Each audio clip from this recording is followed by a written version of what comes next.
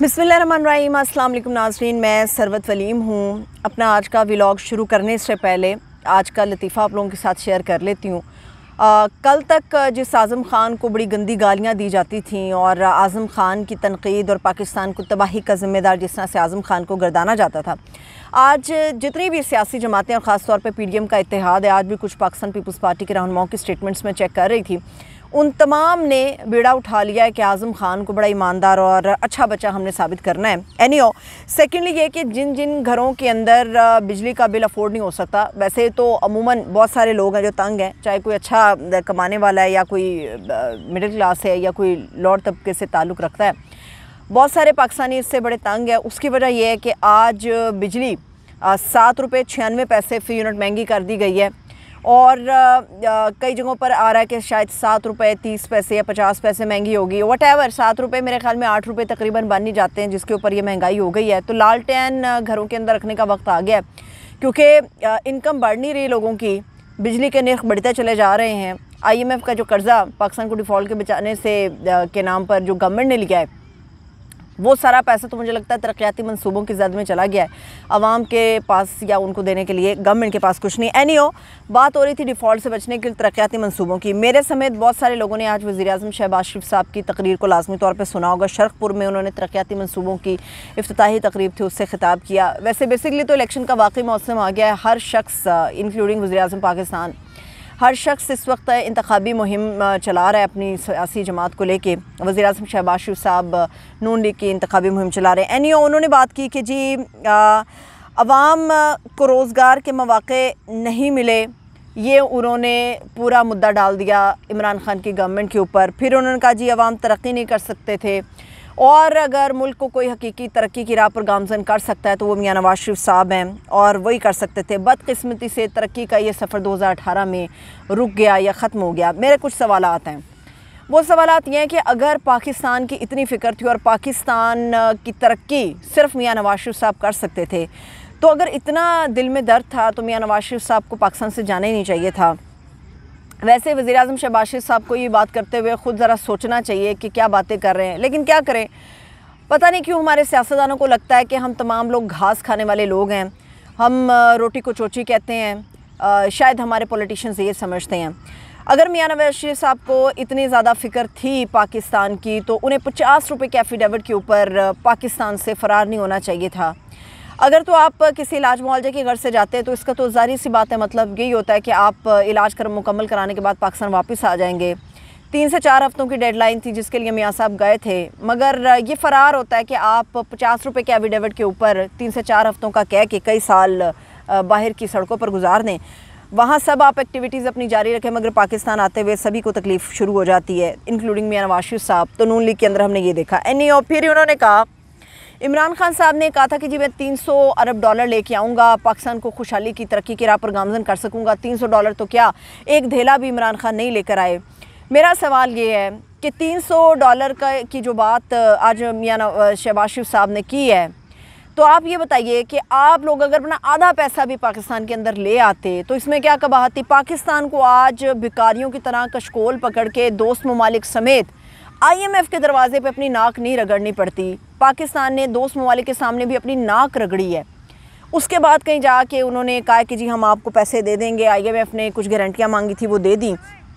अगर आप लोग, आप और जरदारी साहब की जमात या उनका ख़ानदान जो है अपना आधा पैसा भी पाकिस्तान ले आता तो आज पाकिस्तान के हालात ख़ास से मुख्तलिफ होते, ये ना होते जो आज हम हालात देख रहे हैं। फिर इसके अलावा उन्होंने जो बातें की, उन्होंने कहा कि जी हमें IMF की मिन्नतें करनी पड़ रही हैं, हमें ये करना पड़ रहा है, हमें वो करना पड़ रहा है। जितना उन्होंने क्रिटिसाइज़ किया आज इमरान खान के ऊपर, तो आप लोग सारे जानते हैं और आप लोगों के साथ मैं शेयर भी कर लेती हूँ। आपको याद है कि किसी ने जरदारी साहब को सड़कों पे घसीटना था, लाड़काना, पेशावर, कराची, लाहौर की सड़कों पर घसीटना था। क्या आप लोगों को याद है कि सरे महल की कहानियाँ कितनी ज़्यादा थी। आप लोग अगर आज भी लिख के ये सर्च कर लेंगे ना कि जरदारी को सड़कों पर घसीटूँगा, सिर्फ एक लाइन ये आप लिख के सर्च कर लें, आपके सामने पूरी की पूरी एक ऐसी वीडियो आएगी जिसके अंदर आपको पता चलेगा कि इन्होंने इनको चोर का और जरदारी साहब ने मियाँ नवाज़ शरीफ को कौमी चोर का। कौमी चोर वो होता है जो पाकिस्तान का सारा कुछ लूट पुट के तो बाहर ले गया, ये कौमी चोर होता है। उन्होंने खुद ही उनको खिताब दे दिया कि ये कौमी चोर हैं। फिर किसी ने सड़कों पर घसीटना था। और मज़ेदार बात ये है कि मियाँ शहबाज शरीफ साहब ने जो है वो पेट फाड़ के पैसे निकाल के लेकर आने थे पाकिस्तान के लिए, ताकि पाकिस्तान को बचाया जा सके और आने वाले वक्तों में हमें कशकोल पकड़ के ना जाना पड़े। 190 मिलियन डॉलर की कहानी बड़ी हमें सुनाई जाती है। अल-कादिर ट्रस्ट के हवाले से 190 मिलियन पाउंड के हवाले से हमें बड़ी कहानियाँ सुनाई जाती हैं कि इसमें इमरान खान ने करप्शन की है, इमरान खान ने चोरी की है, इंक्लूडिंग उन्हें चोर साबित करने की कोशिश की जा रही है। देखिए, ये तो वक्त ज़ाहिर करेगा और इसका फ़ैसला अदालत करेगी। सियासतदान इसका फ़ैसला नहीं करेंगे अपनी सियासत को चमकाने के लिए। सियासतदान इसका फ़ैसला नहीं कर सकते कि 190 मिलियन पाउंड का जो स्कैंडल था वो क्या था और चोरी हुई, करप्शन हुई, अल-कादिर ट्रस्ट उससे बना। इसका फ़ैसला भी अदालत ने करना है। लेकिन मेरा सवाल ये कि आज जब मुल्क का वज़ीर-ए-आज़म ख़ुद इस बात का एतराफ़ करता है, कन्फेस करता है कि 190 मिलियन पाउंड या तकरीबन 50 अरब बन जाते हैं, ये 50 अरब पाकिस्तान के कौमी ख़जाने में आने थे, मगर कौमी ख़जाने में ये पैसे नहीं आए, सुप्रीम कोर्ट के अकाउंट में चले गए हैं। मुझे ये बताइए, सुप्रीम कोर्ट का अकाउंट क्या उड़न तश्तरी के साथ ऊपर हवाओं में उड़ गया है, या सुप्रीम कोर्ट आपको लगता है कि ऊपर आसमानों पे कहीं समात उसकी होती है और आप लोग सारे यहाँ पे उड़न तश्तरियों के ज़रिए सुप्रीम कोर्ट में हेयरिंग्स के लिए जाते हैं? सुप्रीम कोर्ट ऑफ पाकिस्तान के अंदर है।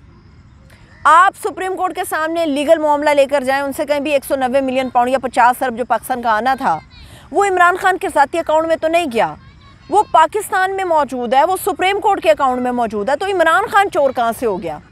और वैसे भी किसी की चोरी का, करप्शन का फ़ैसला अदालत करेगी, अदालत करेगी इसका फ़ैसला। आप तमाम लोग इसका फ़ैसला नहीं कर सकते। अगर आपको कौमी ख़जाने की इतनी फ़िक्र है तो पाकिस्तान का सारा पैसा उसमें डालें ना। पाकिस्तान के अंदर से जितना भी पैसा समेटा जाता है वो बाहर दूसरे मुल्कों में चला जाता है। सवाल ये है कि इन लोगों ने जायदादें बाहर बनानी हैं, बच्चे इन्होंने मुल्क से बाहर पढ़ाने हैं, इन्होंने कारोबार दूसरे ममालिक के साथ करने हैं, तो अपने मुल्क में क्या करना है? अपने मुल्क में सिर्फ इन्होंने रूल करना है, अपने मुल्क में सिर्फ इन्होंने इक़्तिदार को इंजॉय करना है, अपने मुल्क में इन्होंने अवाम को भेड़ बकरियों की तरह ट्रीट करना है।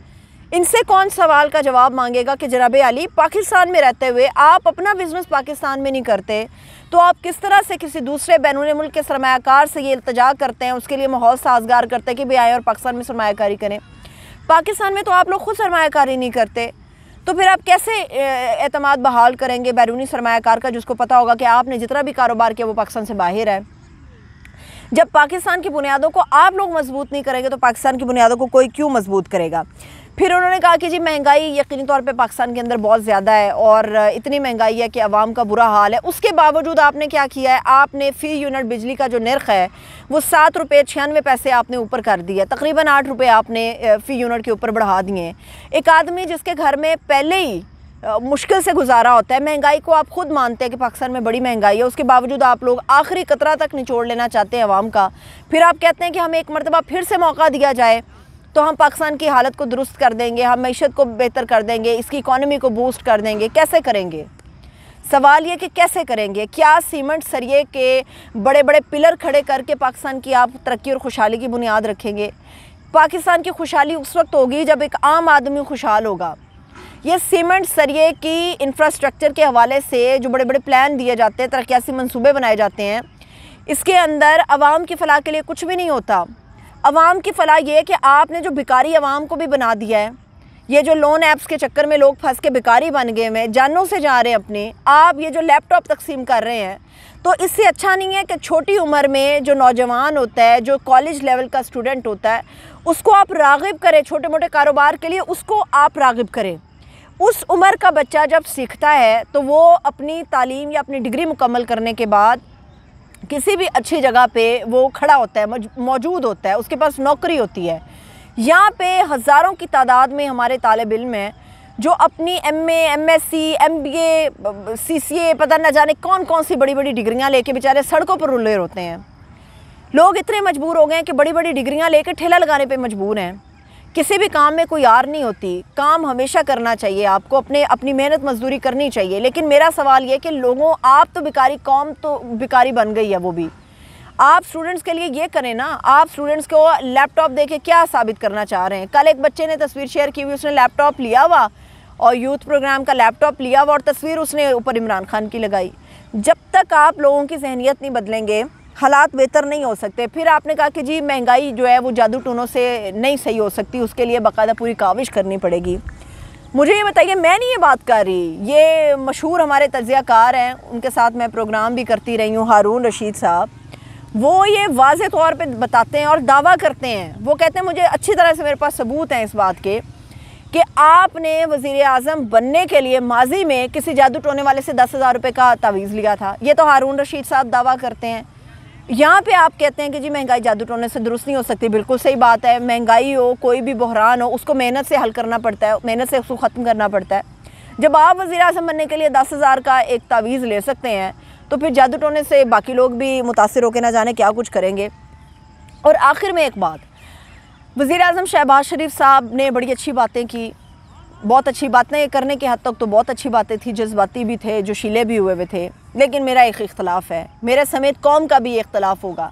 जब आप कहते हैं कि पाकिस्तान को अजीम तर बनाना है, उसमें जजेस को भी अपना रोल प्ले करना पड़ेगा इस तरक्की में।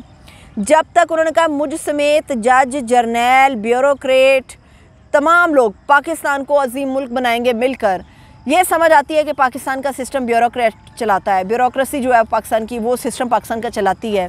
सियासतदान पाकिस्तान का सिस्टम चलाते हैं।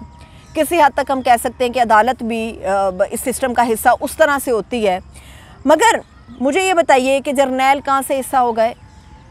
पाक अफवाज की ज़िम्मेदारी सरहदों का दिफा, सरहदों की हिफाजत, कुदरती आफात और इन मामलात में हमारे साथ शाना बशाना खड़े होने की है। लेकिन अगर मुल्क को तरक्की देने की बात है तो वो तो काम आप सियासतदानों का है, वो ब्यूरोक्रेट्स का काम है। जर्नैलों का कब से ये काम होने लग गया, या फ़ौज का ये काम कब से होने लगा कि उन्होंने मुल्क को अजीमतर बनाना है? हर एक अपनी ड्यूटी करता है। पाक अफवाज अपनी ड्यूटी करते हैं, उनकी ड्यूटी ये कि वो गैर सियासी रहें और हमारी सरहदों को मजबूत बनाए। अल्हम्दुलिल्लाह हमारी सरहदें मजबूत हैं, हमारा दिफा मजबूत है।